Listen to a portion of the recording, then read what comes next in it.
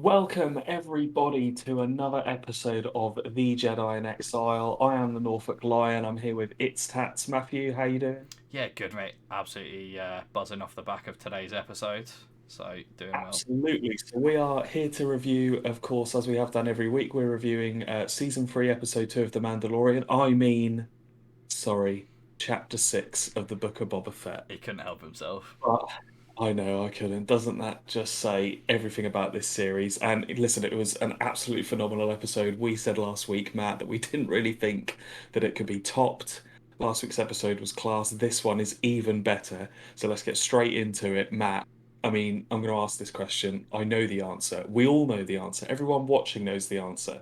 What was your biggest moment takeaway from this episode? Go. So there were a few. So I'm not gonna say the biggest, but I think the big one that we need to talk about and that we will start with is the return of this man right here, Luke Skywalker. Yeah, the OG. Big man's back. Yeah, I mean, it was just incredible. It looked realistic, like it sounds like Mark Hamill.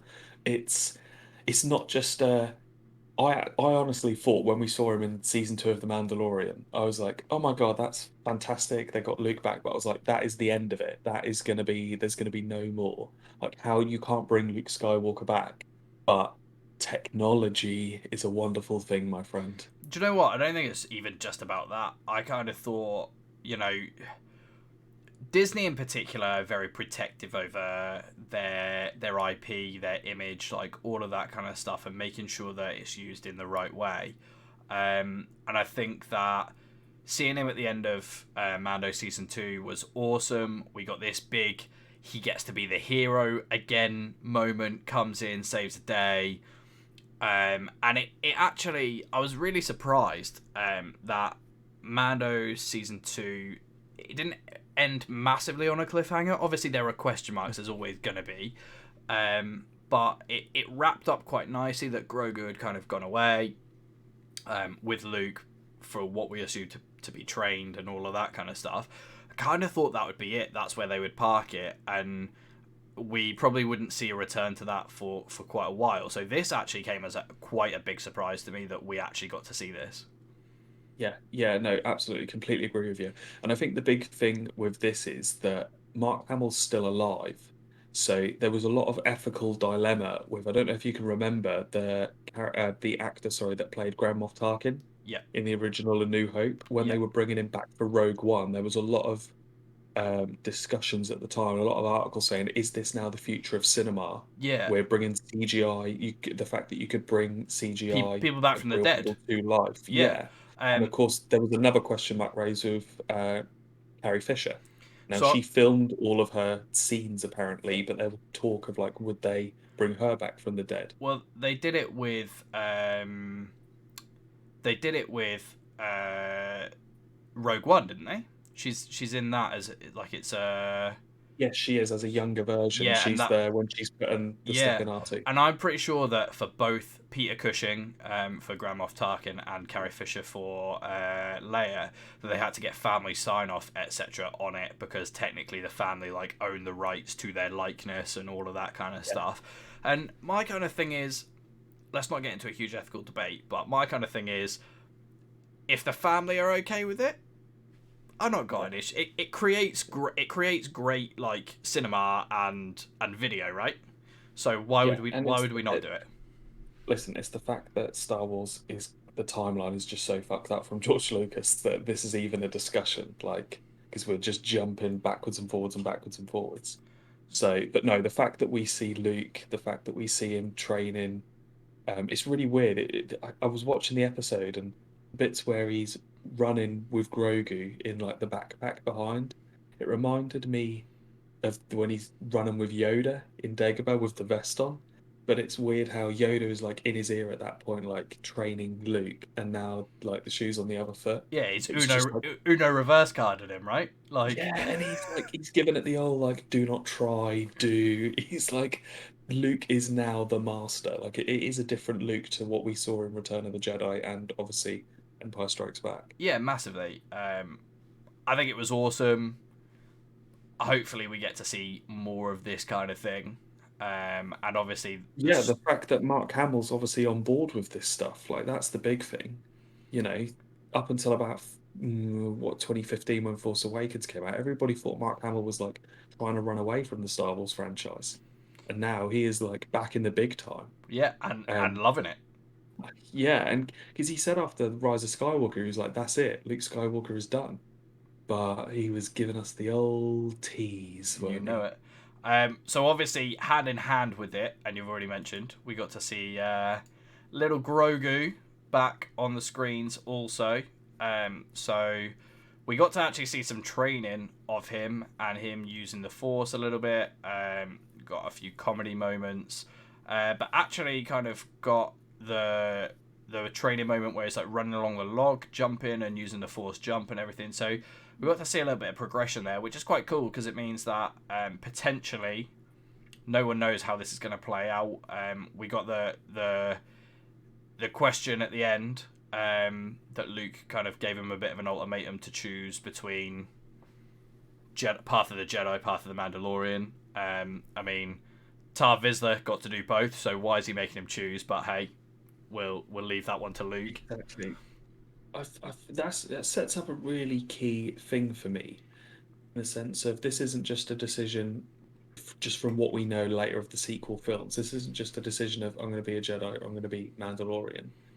If he chooses to become a Jedi, the question for me is, does he then die in the Kylo Ren and Knights of Ren purge Well, of the school that we see in The Last Jedi? Like that's the for me, it's like you want Grogu to become a Jedi, you kind of do, but at the same time, you're like, if he becomes a Jedi, then he's just signed he's his own doomed. death warrant, He's basically. doomed. Yeah. Yeah.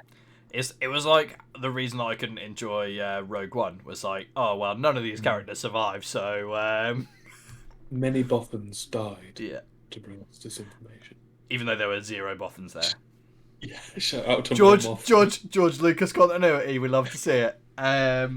But no, that is a really good question, and we'll have to wait and see what the kind of what the answer is. Yeah. Sticking in the vein of familiar Jedi faces, alongside the two of them, we got to see Rosario Dawson reprise her role as Ahsoka again. Yeah, I love it. Love it. And again, it answers a couple of questions. The fact of so I love the line as well where she's like, "I'm an old family friend."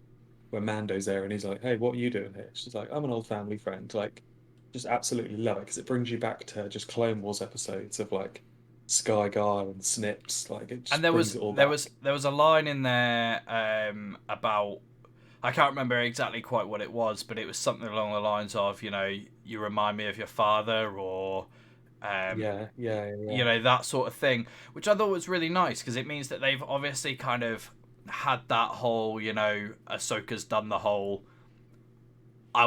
this is who I am, this is where I've come from. They, that dynamic has Yeah, played out. yeah.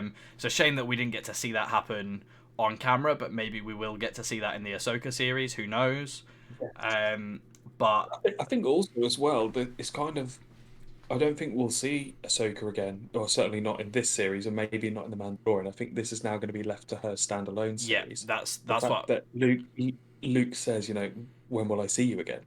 And so for me, the big thing you would assume almost in one way that Ahsoka would stay to help Luke raise Jedi and teach them a different way, because we know that she's not a Jedi, she's not Sith, she's the neutral, the grey Jedi. Um, but maybe she would want to impart on Luke what what the Jedi lacked on the first time around, I don't. that she'd I want don't. to like I. improve them. I don't know. See, for me, I kind of feel like potentially it's that thing of she knows that the old way didn't work. The old way was essentially the downfall of the Jedi, and therefore not. It's good to draw that line and move on. But I also think that we saw it in Rebels. She kind of takes quite a back seat in the training from between Kanan and Ezra, and Kanan was only a Padawan, so hadn't had full training to then pass on anyway, and she still very much removed herself from that situation. I think that still comes from that whole renouncing the Jedi, leaving the Order, all of that kind of stuff. Yeah. It's really weird because while we're on the subject of realizing the Jedi were wrong the first time round, this is going to be a side bit. I'm going to literally talk about this for 2 minutes and then I'm going to shut up. It was really strange for me seeing how strict Luke was on the no attachment because from reading, and I know it's legends now, it's not canon, so shoot me. But Luke in the books afterwards, when he's setting up the new Jedi Order, he realizes that attachment actually is a big part of a Jedi's life. Like he allows Jedi to marry, to have children. He sees that as kind of a good thing. And it was really just strange for me to see how kind of Luke's gone from this kind of rogue Jedi almost, how he was in like Empire Strikes Back, So, to being like the Grand Master so of I've the got, new Jedi Order. but my theory behind that is that a lot of his training techniques, and you've already touched on it, mirrored how Yoda trained him, Mm. particularly with the whole like do or do not, don't try, and I think Yoda was very on him in Empire because the whole going to Bespin or finishing his training was the same decision that he's putting in front of Grogu now. So I feel like that's maybe what it is he's doing the things the way that he knows how to do them, which is he was shown this way by Yoda. That's how he's kind of going to do it. So no, it's a valid point, but we'll see It's how. just odd to see. No, and I'm with you. I grew up on Legends, as opposed to the new kind of canon, but that's why they did it, right? So that they could go their own Yeah, way with yeah, certain yeah, characters. So let's see how we go. Let's talk about another familiar face, not a Jedi this time. What, another one? Exactly. Familiar faces for those that have watched The Mandalorian. Um, Big Cobb Vanth, Sheriff Yeah, Cobb Vanth. the Marshal. Yeah. So Yeah, no, he was like one of the first. I think was it the first scene in the episode where yeah, he's kind of standing. He looks so weak without that armor. yeah, he does. Like, He it's, does. do you know what I mean? It, it doesn't. It He doesn't just looks help. like a sheriff from the American West. It doesn't help that Timothy Oliphant is like not the biggest guy in the world anyway. Yeah, he's like a bean.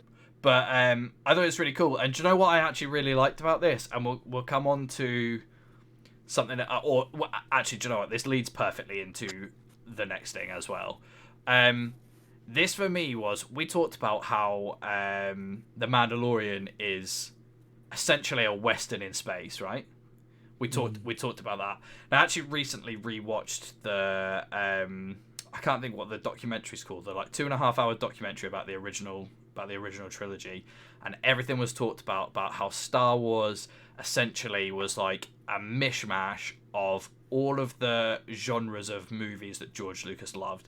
So the Jedi were based off his samurai because he loved samurai movies. Like Han Solo was based off like a Western gunslinger type because he liked Western movies and stuff. Really like that they explored that so much more in this episode. Cobb Vanth in that opening scene, you get the whole like Kind of this town gunslinger. ain't big enough for the both of us. Yeah, like the whole like standing there, hand ready to draw, and then quick on the draw, shooting people. Yeah, And what was incredible from this was we got the literal manifestation of a cowboy in Star Wars by a character who will not be familiar to those that only watch live action, but will be very familiar to those that have watched the Clone Wars, and that was Mr. Cad Bane. yeah. Who can I just say is one of the best villains in the Star Wars universe? Massively. Like, I just think he's not in loads of the Clone Wars, but he's in. It seems like all the important storylines in the Clone Wars, he has some part of. It's great when he takes the senators captive in. I think it's like series 2 of the Clone Wars. Just he's a really well worked character, and we were talking just before coming on film. Like Dave Filoni created Cad Bane, and now he's brought him into live action. Like Filoni's getting the band back together. Well, this is With this is all these characters that he's this bringing from his own ex- universe, from Rebels, from Clone Wars. exactly. So he created Ahsoka. Boom, she rocked up in Mandalorian, created Cad Bane. Boom, he's found a way to bring him. And do you know what? For me, this was an absolute incredible moment. This was the one time that I wish that we had sat and watched this together, because for you to witness my reaction at this moment, it was the whole like, oh, look out into the distance, the like heat waves coming off the sand. It's all a little bit blurry, and you're like, who's this? Who's this Yeah, walking out? it was going through my head. I was like, because I started watching the end on my phone, and I was like, who the hell is that? And then I saw the hat, and I was like, no, surely it's got to be a bigger hat if it's him. No, no, it's not going to be him. And then I was like, oh, look, holy crap, I can see two ventilators. Like, and he Honestly, looks scary in live action. oh, and I really, Scary. really hope. Don't get me wrong. I don't want this to become a spin-off after spin-off after spin-off after spin-off, Yeah, because I yeah. really hope that that's not what they do with the franchise. But I really hope that this isn't like a he's rocked up in this episode. I really hope that this is a he's teased in this episode. He got a couple minutes worth of screen time being that little threatening villain, and I really hope that we get him in the finale, Mm. fighting alongside the Pikes, like, and we actually get to see him properly in action. Because for those that have seen the Clone Wars, you know what I'm talking about. This guy like knows how to handle himself. Fights against Jedi and holds his own. Like, this guy is the real deal. And is up there as like, you can't necessarily say he's a villain, because he is a bounty hunter, and therefore he just kind of goes where the money is. But realistically, when we see him as a villain, because we always see him on the side of the separatists or whoever the Jedi are fighting against. So it'd just be so good to kind of see that actually play out. I think that will Yeah, be 100%. incredible. So that was a lot of the new faces that we got to see in this episode. Really, really good. Something that I want to circle back to is the choice that Grogu was given, and the fact that we got a really familiar item this time round. Indeed. So Grogu was presented the opportunity to stay on and train, or to go the Mandalorian way, and the item representing the Jedi way was none other than Yoda's lightsaber. And can I just say, Disney love bringing back lightsabers. When we saw, and it's Anakin's lightsaber, not Rey's, not Luke's, it's Anakin's. When we saw Anakin's lightsaber in The Force Awakens, what's her face, the googly eye girl, Maz. woman, Maz, yeah. I'm like, how the hell did they get that? And when I saw Yoda's lightsaber, I was like, how the hell has that survived like 30 years? Like, and I know you're going to touch on this, but I was like, as a Star Wars fan, I was like, this is unbelievable, but not an unbelievable in like a good way. I'm like, Doesn't make how can sense. you, like, yeah, how can you justify this storyline? Like, So it's cool, don't get me wrong, but it's like, it's fully intact, not been damaged or anything. so it's a bit strange, because obviously it's also like it's very convenient that they're like whatever species Yoda was and now Grogu is. They're like, oh, we just so happen to have the lightsaber of the only, or like one of the only other Yeah. people that is that species. Oh, We've got it. Grogu, thank God you're that species. Exactly. Thank God you're going to be small, because if not, your hands would have been massive for this. Yeah, yeah. I'm glad you're not an amphibian because I don't have Kit Fisty's lightsaber on me. But the one thing that we need to talk about here is, I jokingly said George Lucas continuity earlier. So we've had a massive retconning of a scene that happens in the comics, and I was made aware of this and kind of reminded of this by Twitter after I got online and kind of, where do we get all of our information from? But I've been reading the Darth Vader comics, and there is a particular scene, just thrown up a couple of stills from it, and we basically get this big thing after the purge, after Order 66. We get Mas Amedda basically stands out in the middle of Coruscant, outside the Senate building, and kind of gives this big thing about, we've overthrown the Jedi, and look, we've got their lightsabers, they're no more, they could never hurt you again. One of the lightsabers that he holds up is Yoda's. Like, it's really clear that it's Yoda's. And then Which makes sense. Yeah, it does make sense because Because of the fight that Sidious has, like the yeah. clones are searching for Yoda, they would have found his lightsaber. So Because remember, Sidious shoots the lightning, and Yoda has to throw his lightsaber away to block it. so he holds it up. He adds it to the kind of bowl that you can see there, and then they burn. They incinerate all of these lightsabers. Now, the only thing here, the only way they can get around retconning it is, like they can do the whole, or he actually kept hold of it. He didn't actually put it in the bowl. It was all, like that sort of thing. But Disney got some splaining to do, realistically here, to try and kind of wiggle their way out of this one. Um, but Yeah, yeah. Dave Filoni does what he wants. he He does does what what he he wants. likes. Yeah, exactly. Dave Filoni. But Yeah. I think we'll see what happens from that. It's just an interesting thing to bring up. And whilst And this is something actually. Can I just yeah, no, say no, go ahead. that we've always, I think, from watching the Star Wars, every character who's force sensitive, I'm thinking, has basically ended up as a Jedi. The only one I can think who hasn't is Aura Singh, just off the top of my head, who was a bounty hunter that had force abilities, wasn't taken in by the Jedi, blah blah blah. If you're given a choice to become a Jedi, you take it. Like that's the choice. And yet, I I came to the end of this episode and I was like, I genuinely don't know what Grogu was going to choose. Yep. And I And think that's great cinema, it's great TV, all of that. But I genuinely don't know what he's going to choose, and I no, think that's quite exciting. That's really good. no, I'm with you. I'm with you. I think it's an interesting one. I genuinely cannot wait to see kind of how it plays out, and I really hope that it's not now left hanging for Mando, and that the next episode of Mm. Book of Boba Fett isn't just focused on Tatooine and there's nothing else going on. Yeah. Well, Uh, you've opened that can of worms now. I feel like you need to continue that on. yeah, And I was I watched after watching this episode. I thought, you know what? Again, what a fucking fantastic episode. But at the same time, I almost felt like they should have and could have easily left all of this Jedi training stuff to Mando season 3, because that would have been oh my holy crap, like Luke Skywalker's in the Mando season 3, and it would have continued on from him coming in at the end of season 2. Like, I feel like as much as it's great to see Luke Skywalker now, we should have maybe seen him in like 6 months' time. yeah, and I agree with you. I want as much of this sort of stuff as we can get, but Yeah, well, you know listen, that, let's get it freaking everywhere. they can't do that. So No, I'm now slightly concerned that maybe we don't see as much of this sort of stuff in Mando. yeah, But let's see. I have one last thing that I need to talk about. here we go. So, one big question mark that I need answered, and that I will not be satisfied if it's not answered. Question on everybody's Yeah, lips. and I know everyone is asking it. Everyone, and if you don't know what it is, you're not a true Star Wars fan. Is all I'm going to say. What happened to this guy? Mm, Is Max Rebo dead? sad times. Is Max Rebo Sad dead? times.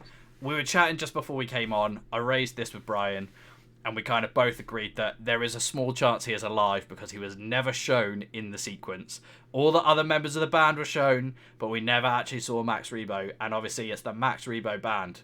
That would be like the rest of the Jimi Hendrix experience dying, but Jimi Hendrix is still alive. He's the one you care about. So, fingers crossed. Everybody keep praying that Max Rebo is still alive. I'm hoping we're getting it confirmed next week. If we don't get it confirmed, I don't know how I'm going to sleep at night. It's interesting also, on an actual serious note of the episode, because I think it's, That was a as serious much as note. it is serious with Max That was a Rebo. serious note. On a serious note, the Pikes bombing the cantina, like, the cantina were happy to pay, when they asked for the helmets, they were going to fill them up with gold as they did with Boba. Like, I assume they're like, they don't care who runs Mos Espa, and Mos Eisley and all the other territories in Tatooine. They don't care as long as they're left alone probably to make money. So the fact that that's been bombed, will that turn? I'm just thinking for the storyline. Will that turn where Boba said he got all the crime lords together and said, will you help me? And they were like, no, we can't. And he said, okay, well, will you just not get in my way? Yeah. And they said, yeah, okay, we'll agree to that. Maybe that will get them to all rally behind Boba. Well, I in think episode. What I'm thinking is the next episode, we're not going to see any of Luke, and Grogu and Ahsoka and any of that. We are going to focus solely on obviously Cad Bane and Boba are going to probably come to this argument. Um, it's going to be heated. There's going to be a fight, whatever. But I feel like the other crime lords might then actually turn to Boba and need support. I don't understand how the next episode can't be feature length. I don't understand how they're Yeah, gonna yeah. wrap this in 50 minutes. Hopefully, well, because we know that episode 7 is the last one. I thought there was 8, and I'd have to say before coming on air, I assumed there was 2 more episodes left. But potentially, if it's going to be feature length, potentially it might be 2 Yeah, episodes well, in one, that's the thing. lengthwise. So, because Let's see. I will give Disney something. It's different to the Mando. Some of the episodes of the Mando were only 30 minutes long. These have, apart from the first one, I think, which was like 35 minutes long, these have all been 45, 50, 55 minutes long. Yeah, So I'll give them, their due on that. We've done quite good on this. yeah, we've got our money's worth, right? Yeah, yeah. Well, I've seen Luke Skywalker and heard him talk. I've definitely got my He's money's done. He's worth. peaked. He doesn't care. Do what you want with the Yeah, rest of the series. I don't care. Other than that, mate, I think we are Yeah, kind of that's a good sum up of we've the episode. we've covered everything that we kind of thought was Last important. bit, last bit. In fact, I have got one more thing to add while I think about it, which we haven't spoke about. We saw some flashback, and I'm almost sick and tired of seeing flashback in this series. However, we got about 30 seconds of flashback in Grogu's mind. Now, we know that Grogu is like 50 years old. We know that it's set 30 years after Revenge of the Sith, when the Republic falls and the Empire is created. So he was 20 years old when the purge happened, when Order 66, and we get to see a glimpse of this when Luke is like, "Shall I help you remember?" He gets slapped on the head and yeah, and all that, and get the flashback, and it's like that bit is left on a cliffhanger because we know a Jedi saved Grogu. So there's, I think, 2 Jedi fighting in front of Grogu with the clones are shooting the 501st troop, and they're deflecting the bolts. They're all going back, and then the 2 Jedi die, and you see the clones rush up to Grogu, and I'm like, oh, I really want to know what happens there because obviously another Jedi, in theory, Has to save him. survives. Yeah, has to save him. Yeah, another Jedi, and it's not going to be like a case of like almost like I think of like the story of Moses. You can't just put Grogu in a basket and just No. throw him down a river, and then you get shot and you get killed. Like the Jedi is going to need to take Grogu somewhere. Well, So you got to another think. Jedi survives. You've got to think that the 501st got sent in there to exterminate them, right? And Anakin's there. Yeah, yeah, Anakin's there at the same time. absolutely. So therefore, this isn't going to be a take him away and then somebody rescues him. This has got to be the second that we see the memory stop, somebody's got to be in the process of charging in there to save him. So we'll see what happens on that one. I think that's good, and I hope we do actually get that. I hope that's not left for a comic or a Yeah, and book or anything like that. I think I really hope we get to see it. yeah, and I think people really want to see like Order 66. We've wanted to see it for ages, and we thought that we might see a bit more of it in the Clone Wars. Um, we feel like we're going to see, well, all the rumors are we're going to see some in the Kenobi series because Hayden Christensen is there. Um, I think we want to see more Order 66. And you know what? I think as Star Wars fans, we've kind of evolved now that when before the sequels came out, clearly all we wanted to see was more backstory of the 20 years between episode 3 and episode 4. And I think we now actually have evolved a little bit in that we want more between episode 6 and episode 6 and episode 7 because we want to see that kind of storyline of like Luke setting up the Jedi Order and then Luke's kind of fall from grace. Like, how has he turned into the character that we then see in The Last Jedi? But there's just there's so many gaps still. You're talking about like a 60-year saga. There's so many gaps in the story. Um, and Dave Filoni is doing his best to fill them. So, listen, it's exciting times for Star Wars. It is, mate, and I know for a fact that I will be on countdown to next week now. Yes, yeah, absolutely. Absolutely. All that's left to say is thank you everybody once again for all your support. If you enjoyed the video, hit like, hit subscribe, smash the notification bell so that you get notified when we post new stuff. We're posting twice a week at the moment. Looking to potentially up that at some point in the near future.